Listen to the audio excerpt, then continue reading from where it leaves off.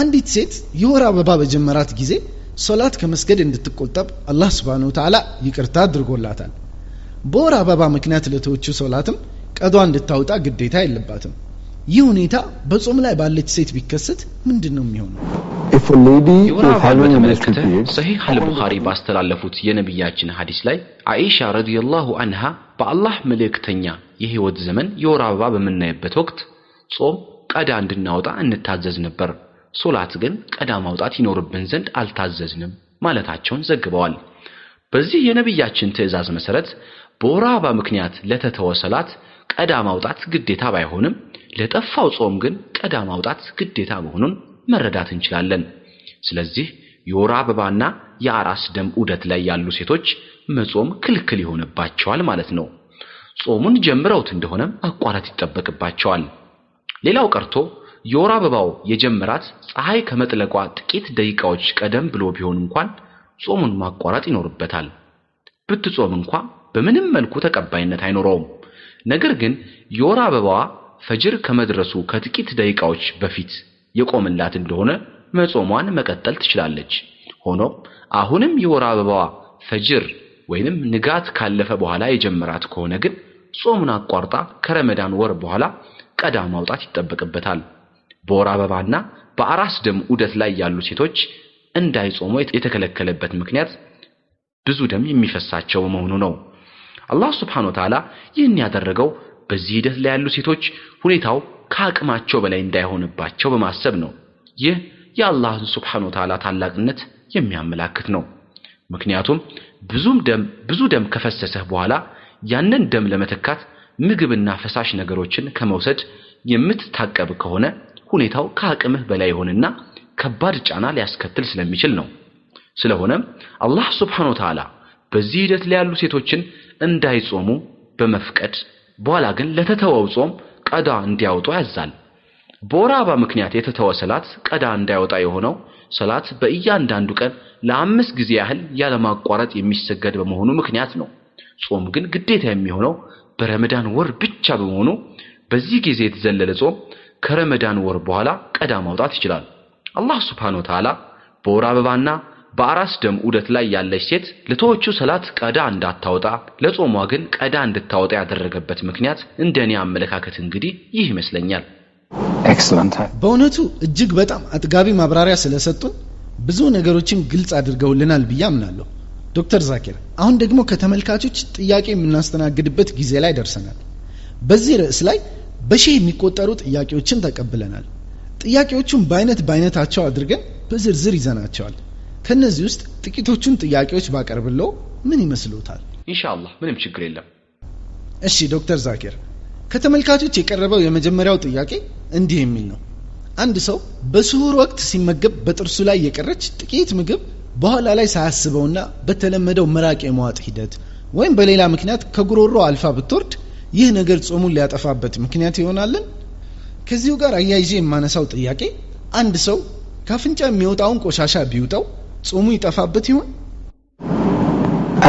አንድ ሰው በሱሁር ጊዜ ወይም በኢፍጣር ጊዜ እየተመገበ ሳለ በጥርሱ መካከል ተጣብቆ የቀረ ምግብ ቢኖርና በኋላም ይህንን ባለመገንዘብ በአጋጣሚ የዋጠው እንደሆነ ይህ ሁኔታ ጾሙን ሊያጠፋበት አይችልም ነገር ግን ያንን የተጣበቀ ምግብ መኖሩን ያወቀና ሆን ብሎ የዋጠው እንደሆነ ግን ጾሙ የተበላሸ ይሆናል ጥርሱ ውስጥ የቀረ ምግብ መኖሩ ሊሰማው የሚችል ከሆነ ምግቡን ከጥርሱ ማውጣት ይኖርበታል ሳያውቀው ያደረገው ከሆነ ግን ጾሙ አይበላሽበትም በተጨማሪም ሲዋክ ስንጠቀም ወይንም ጥርሳችንን ስናጥብ በአጋጣሚ የደማብን እንደሆነ ደሙን በአፍካፋችን ማስወገድ ይገባናል በድንገት የዋጥነው እንደሆነም አላህ Subhanahu Wa Ta'ala ይቅርታ ያደርግልናል ሆን ብሎ የተደረገ ነገር ከሆነ ጾሙ ሊያበላሽብን ይችላል ካፍንጫ የሚወጣን ቆሻሻ በተመለከተ ወደ ተነሳው ሁለተኛው የጥያቄ ክፍል ስናመራ ቆሻሻው የሚከሰተው በሳይነስ ወይም በሌላ ምክንያት ሆኖ ወደ አፋችን ሳይመጣ በቀጥታ ወደ ጉሮሮአችን የወረደ እንደሆነ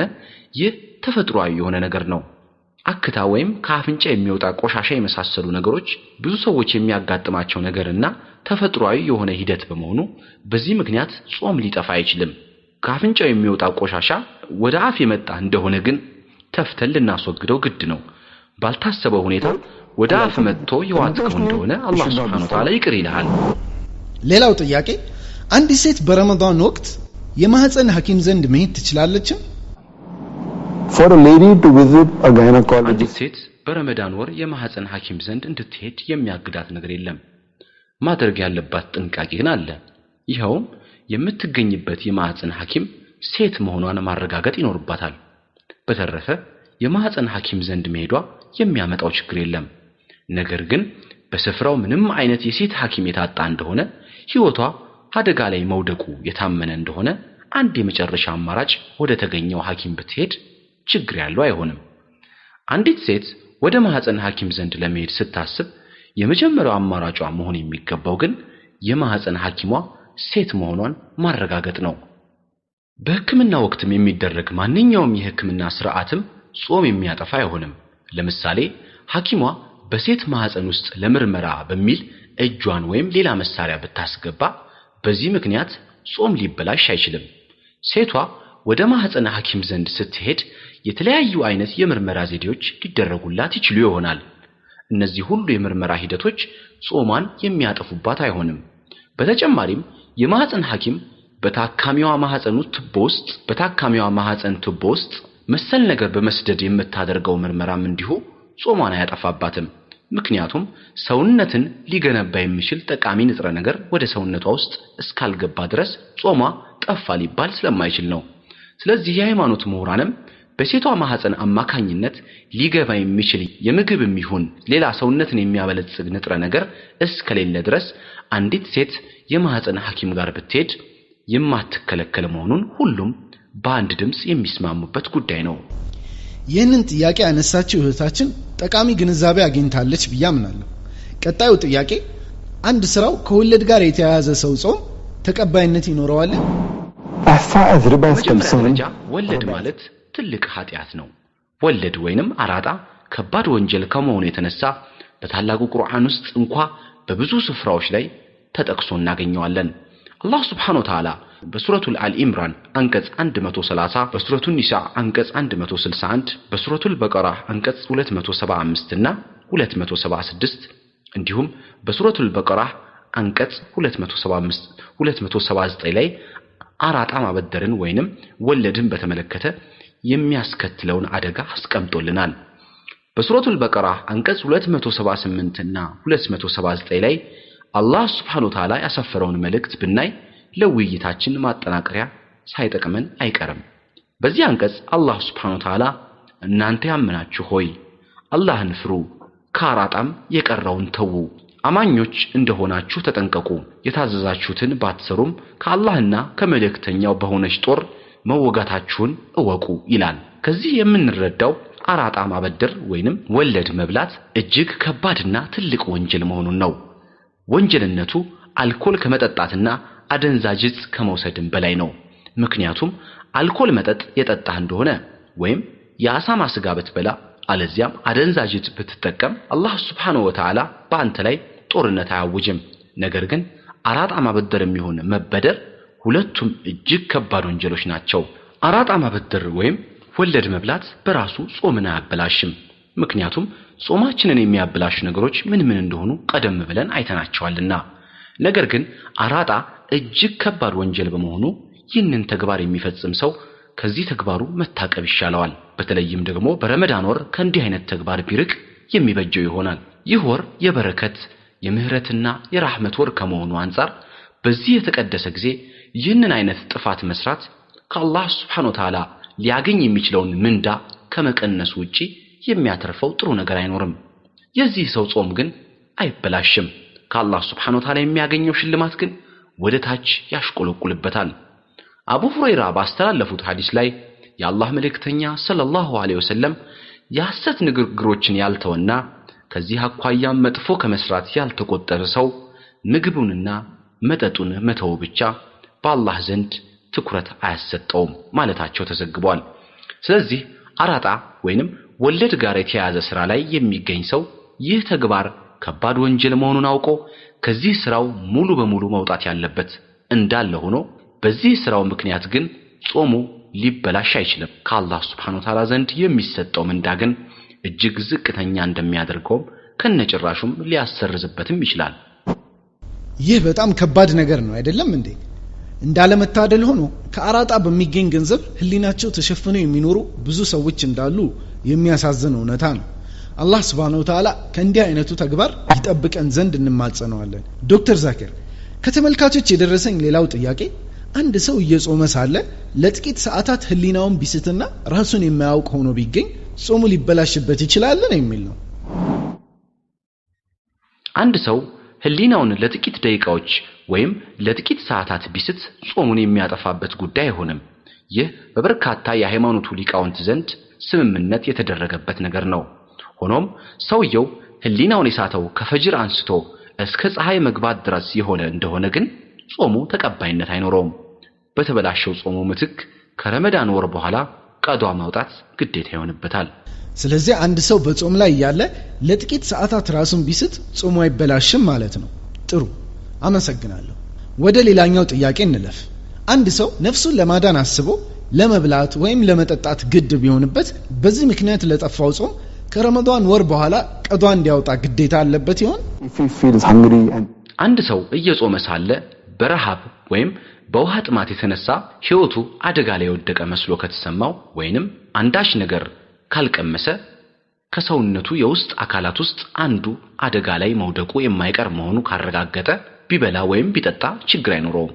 ምክንያቱም ይህንን ያደረገው ህይወቱን ለመታደግ በመሆኑ አላህ Subhanahu Wa Ta'ala ምህረትን ይለግሰዋል። ነገር ግን በዚህ ምክንያት ለጠፋው ጾሙ ከረመዳን ወር በኋላ ቀዳ ማውጣት የሚጠበቅበት መሆኑን ማወቅ ያስፈልጋል። እንደዚህም አንድ ሰው ህይወቱ ምንም ለአደጋ ባልተጋለጠበት ሁኔታ በድካም ወይም በስራ ጫና በመሳሰሉ ጉዳዮች የሚሰማውን የረሃብ ወይም የጥማት ስሜት ለማስወገድ ብሎ የበላና የጠጣ እንደሆነ ግን ይህ እንደ ወንጀል የሚቆጠር ድርጊት ይሆንበታል። በረሃብ ምክንያት ህይወቱ ለአደጋ በተጋለጠ ጊዜ የበላና የጠጣ ከሆነ ግን አላህ Subhanahu Wa Ta'ala ይቅር ይለዋል። የተበላሸውን ጾሙን ግን ከረመዳን ወር በኋላ ማካካስ ይጠበቅበታል። ዶክተር ዛኪር አንዳንድ የሃይማኖት ሊቃውንት ሲጋራ ማጨስ ሐራም ነው ይላሉ። በዚህ ላይ የእርሱ አስተያየት ምን እንደሆነ ለማወቅ እፈልጋለሁ። እንዲሁም ሲጋራ በማጨስ ጾም ሊጠፋ ይችላል ወይ የሚል ጥያቄም አለኝ። As far as smoking is concerned, ሲጋራ ማጨስን በተመለከተ ሳይንስ ብዙም ባልነበረበት በድሮ ጊዜ ብዙ ምሁራን ድርጊቱን የተጠላ ወይም መክሩህ ነው ይሉት ነበር። ጃቢር ኢብን አብዱላህ ባስተላለፉት ሐዲስ የአላህ መልእክተኛ ሰለላሁ ዐለይሂ ወሰለም ከዚህ ተክል ወይንም ነጭ ሽንኩርት ለማለት ነው የበላ ሰው ከመስጊዳችን መራቅ አለበት በማለት የተናገሩትን ስንመለከት ነብያችን ሰለላሁ ዐለይሂ ወሰለም ይህንን ያሉት ነጭ ሽንኩርት የበላ ሰው ካፉ ከባድ መጥፎ ጠረን ስለሚወጣ ሌላኛው ሰው እንዳይረበሽ በማለት ነው። እንግዲህ ሲጋራን ከዚህ ጋር ካነጻጸር ነው ሳይብስ አይቀርም። የሃይማኖት ምሁራን ይህንን ሐዲስ ተመርኩዘው ነው እንግዲህ ሲጋራ ማጨስን መክሩህ ነው ብለው የደመደሙት። አሁን ሳይንስ በዳበረበት ዘመን ላይ ሆነን ስናየው ግን ሲጋራ አደገኛና ድምጽ የለሽ መርዝ ከመሆኑ ውጪ ሌላ ሊሆን አይችልም። ትንባሆ በማንኛውም አይነት መልኩ ቢሆን ለምሳሌ ሲጋራ በማጨስ አሊያም በሺሻ መልክ ወይም ደግሞ አፍ ውስጥ አድርጎ በማኘክ በየትኛውም መልኩ ቢሆን ታርና ኒኮቲን የተሰኙ መርዛማ ቅመሞች እስካሉበት ድረስ ሲጋራ ቀስ በቀስ የሚገድል መርዝ መሆኑ በተጨባጭ የሚታይ ሐቅ ነው። ለዚህም ነው በሲጋራ ፓኬት ላይ ማጨስ ለጤናዋ አደገኛ ነው የሚል ማሳሰቢያ ተጽፎ የሚገኘው። ሲጋራ ማጨስን ሙስሊሞች ብቻ ሳይሆኑ ሙስሊም ያልሆኑትም ጭምር የሚያወግዙት ድርጊት ነው። በአንዳንድ ሀገሮች በሲጋራ ማሸጊያዎች ላይ የጤና ኃላፊው ማሳሰቢያ በሚል ርዕስ ሲጋራ ማጨስ ለጤናው አደጋ ነው በሚል ማስጠንቀቂያ እንዲጻፍ ከማድረጋቸውም በተጨማሪ በተለያዩ የሲጋራ ማስታወቂያዎች ላይ ይህ ሲጋራ ማጨስ ለጤናው አደጋ ነው የሚለው መልእክት አብሮ እንዲተላለፍ ያስገድዳሉ። ስለዚህ ይህ የሚያሳየን የሙስሊሙ ዓለም ብቻ ሳይሆን ሙስሊም ያልሆነው ዓለምም የሲጋራን ቀስ በቀስ ገዳይነት በመገንዘብ ህብረተሰቡን ከማጤስ እንዲቆጠቡ የሚያሳስቡት እንደዚሁም የዓለም የጤና ድርጅት ያወጣው የስታቲስቲክስ መረጃ እንደሚያመለክተው በአሁኑ ሰዓት በየዓመቱ ሲጋራ በሚያስከትለው ጦስ ብቻ ከ4 ሚሊዮን በላይ ሰዎች እየሞቱ መሆኑን ነው። ሌላውን አይነት የትንባሆ ዘርፍ የፈተሽክ እንደሆነ ደግሞ ቁጥሩ ከዚህም በላይ ሳይጨምር አይቀርም። የአሜሪካ ሳይንቲስቶች ባወጡት አንድ ጥናት ደግሞ ከ90% በላይ የሚሆነው የሳምባ ነቀርሳ ችግር የሚከሰተው ሲጋራ ከማጤስ ጋር በተያያዘ መሆኑን ይፋ አድርገዋል። እንደዚሁም 25 እጅ የሚሆነው ከልብ ችግር ጋር በተያያዘ የሚከሰተው ሞት ምክንያቱ ሲጋራ ማጤስ መሆኑን ደርሰውበታል። በተጨማሪም ከ70 እስከ 72 እጅ የሚሆነውና ከብሮንካይተስና ተመሳሳይ ችግሮች ጋር ተያይዞ የሚታየው የሞት አደጋ መንስኤው እንደዚሁ ሲጋራ ማጤስ መሆኑን አስታውቀዋል። ሲጋራ ማጤስ ቀስ እያለ የሚገድል መርዝ እንጂ ሌላ አለመሆኑን መረጃዎች በግልጽ የሚናገሩ ይመስለኛል። ከንፈርህን፣ ድድህን፣ ጥርሶችን በማጠልሸት ተፈጥሯዊ ገጽታቸውን ይቀይርብሃል። የመተንፈሻ አካልህንና ጨጓራህን በመጉዳት የሆድ ድርቀትን ሊያስከትልብህ ይችላል። እንደዚሁም የሴሎችን እድገት የሚቆጣጠሩ ጂኖችን በማጥፋት ለካንሰር በሽታ ተጋላጭ እንድትሆን ሊያደርግህ ይችላል። የበሽታ መከላከያ ስርዓትን በማዛነፍ ለመተንፈሻና ሌሎች የኢንፌክሽን በሽታዎች በቀላሉ እንድትጠቃ ሊያደርግህ ይችላል። በእነዚህና በሌሎችም ምክንያቶች የተነሳ በአሁኑ ሰዓት ሲጋራ ማጤስን ሐራም የሚያደርጉ 400 ፈትዋዎች ይገኛሉ። አብዛኞቹ የሃይማኖቱ ሊቃውንት ሲጋራ ማጤስ ሐራም በመሆኑ ጉዳይ የጋራ ስምምነት አላቸው። እኔ ባለውበት ሀገር በህንድና በአንዳንድ ጥቂት ሀገሮች የሚገኙ አንዳንድ ምሁራን ሲጋራ ማጤስን ሐራም ሳይሆን መክሩህ ነው የሚሉ አሉ። ነገር ግን በዓለማችን ላይ የሚገኙ ብዙዎቹ የሃይማኖቱ ሊቃውንት ሲጋራ ማጤስን ሐራም አድርገውታል። አላህ Subhanahu Wa Ta'ala በቁርአኑ በሱረቱል አዕራፍ አንቀጽ 157 ላይ ለነዚያ ያንን እነሱ ዘንድ በተውራትና በኢንጂል ተጽፎ የሚገኙትን የማይጽፍና የማያነብ ነብይ የሆነውን መልእክተኛ የሚከተሉ ለሆኑት በርግጥ እጽፋት አለው፣ በበጎ ሥራ ያዛቸዋል፣ ከክፉም ነገር ይከለክላቸዋል፣ መልካም ነገሮችም ለነሱ ይፈቅድላቸዋል፣ መጥፎ ነገሮችንም በእነርሱ ላይ እርም ያደርግባቸዋል ይላል። እንደዚሁም አላህ Subhanahu Wa Ta'ala በሱረቱል በቀራ አንቀጽ 195 ላይ በእጆቻችሁም ነፍሶቻችሁን ወደ ጥፋት አትጣሉ በማለት በገዛ ራስህ እጅ ሊጎዳ የሚችል ነገርን አታድርግ ብሎ ያሳስበናል። ሲጋራ ማጤስ እጅግ አደገኛ ከመሆኑ የተነሳ ራስን ለማጥፋት ከመንቀሳቀስ አይተናነስም። ልዩነቱ የሲጋራ መርዝ የሚገድለው ቀስ በቀስና በየቀኑ ከመሆኑ ውጪ በዚህና በሌሎችም ተጨማሪ ሐቆች ምክንያት በአሁኑ ሰዓት 400 የሚደርሱ ፈትዋዎች የሲጋራን ሐራምነት አውጀዋል። አላህ Subhanahu Wa Ta'ala በሱረቱል ኢስራ አንቀጽ 26 እና 27 ላይ ማባከንንም አታባክን፣ አባካኞች የሰይጣናት ወንድሞች ናቸው፣ ሰይጣንም ለጌታው ብርቱ ካዲ ነው ይላል።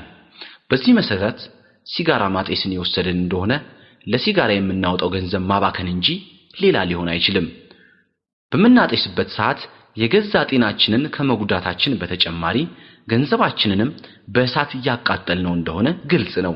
የምናቃጥለው ገንዘብ ዶላር፣ ሩፒ፣ ፓውንድ ይሁን ሌላ ገንዘብ ማባከን በመሆኑ አባካኝ ደግሞ የሰይጣን ወንድም ነው ተብሏልና ሲጋራ ማጤስ በምንም መልኩ ሊወገዝ የሚገባው አጥፊ ተግባር ነው። የሲጋራን ሐራምነት ለማሳየት በርካታ ነገሮችን መዘርዘር እንችላለን። ነገሩን ለማሳጠር ያህል ግን ሲጋራ በማጤስ ራስን ብቻ ሳይሆን የምትጎዳው ወንድምህን፣ ጎረቤትህን፣ ጓደኛህንና ሌሎችንም በዙሪያ የሚገኙ ሰዎችን ጭምር ነው። ምክንያቱም የሲጋራ ጢስ ወደ ውጭ በሚለቀቅበት ሰዓት በአቅራቢያህ የሚገኘው ሰው ወደ ራሱ ይስበዋል። በቀጥታ ሲጋራውን ከሚያጤሰው ሰው ይልቅ ጢሱን በተዘዋዋሪ የሚስበው ሰው የበለጠ ጉዳት የሚደርስበት መሆኑን ጥናቶች አረጋግጠዋል።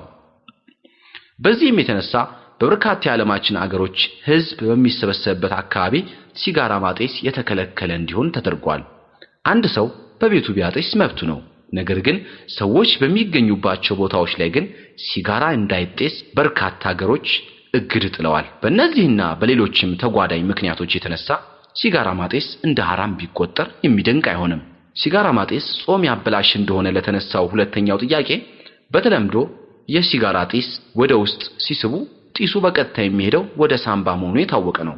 ነገር ግን ሌሎች ተጨማሪ ንጥረ ነገሮች ወደ ጨጓራችን አልፈው እንደሚገቡ መታወቅ ይኖርበታል። በዚህ ምክንያት ሁሉም የሃይማኖት ሊቃውንት ሲጋራ ማጤስ ጾም በማጥፋቱ ላይ የተለያየ አቋም የያዙበት ሁኔታ የለም። ስለዚህ አንድ ሰው ሲጋራ በሚያጤስበት ጊዜ ጾሙን ማጥፋቱ ብቻ ሳይሆን ተጨማሪ ወንጀልም እየፈጸመ መሆኑን ማወቅ ይገባዋል። ይህን በማድረጉም ከአላህ Subhanahu Wa Ta'ala የሚያገኘውን ሽልማት ይቀንስበታል።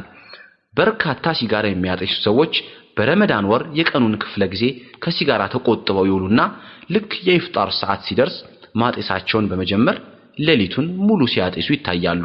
እንግዲህ አላህ Subhanahu Wa Ta'ala ይቅር ይበላቸው እንጂ ከጾሙ ዋነኛ ዓላማ ወይንም ተቅዋ ጋር በቀጥታ የሚጻረር ድርጊት ነው ሲሰሩ የሚታዩት። አንድ ሰው ሲጋራ ማጤሱን ከጎህ መቅደድ ጀምሮ እስከ ጎህ መጥለቅ ድረስ መተው የሚችል ከሆነ ይህ ሰው ሲጋራ ማጤሱን እስከ ዕለተ ሞቱ ድረስ ለመተው የሚያግደው አንዳች ነገርም አይኖርም። ስለዚህ በሲጋራ ሱስ ለተጠመዱ ሰዎች የማስተላልፍላቸው መልእክት ቢኖር ከዚህ አደገኛ ሱሳቸው ለመገለል ከረመዳን ወር የተሻለ ምቹ ጊዜ አያገኙምና ይህንኑ ምቹ የሆነ አጋጣሚ ተጠቅመው ኢንሻአላህ ከዚህ ሱሳቸው እንዲላቀቁና በላያቸው ላይ የተሸከሙትን አላስፈላጊ የሆነ ሸክም እንዲያራግፉ አደራላቸዋለሁ። ዶክተር ዛኪር በንግግሩ መካከል መክሩህ የሚል ቃል ሲጠቀሙ ነበር። የዚህ ቃል ትርጉም ምን እንደሆነ ሊነግሩኝ ይችላሉ? መክሩህ የአረብኛ ቃል ሲሆን ትርጉሙ የተጠላ ወይም ሊበረታታ የማይገባው ተግባር ማለት ነው። እጅግ በጣም አመሰግናለሁ ዶክተር ዛኪር። በእውነቱ ከሲጋራ ጋር በተያያዘ የሰጡት ማብራሪያ እጅግ አጥጋቢ እንደነበር አምናለሁ። እርግጠኛ ነኝ ከዚህ ጋር በተያያዘ ሌሎች በርካታ ሊነግሩን የሚችሏቸው ነገሮች ሳይኖሩ አይቀርም። በዚህ ርዕስ ላይ ብቻ ኢንሻአላህ አንድ ቀን ሙሉ ፕሮግራም እንሰራለን ብዬ ተስፋ አደርጋለሁ። በተረፈ በረመዳን ወር ጾማችንን ስለሚያበላሹ ድርጊቶች የሰጧቸው ገለጻዎች በእውነቱ በጣም አስተማሪ ነበሩ። እኔ በግሌ በጣም ብዙ ትምህርት እንደቀሰምኩ እርግጠኛ ሆኜ መናገር እችላለሁ። ውድ ተመልካቾቻችንም እንዲሁ ጠቃሚ ግንዛቤ ጨብጠዋል ብዬ ተስፋ አደርጋለሁ።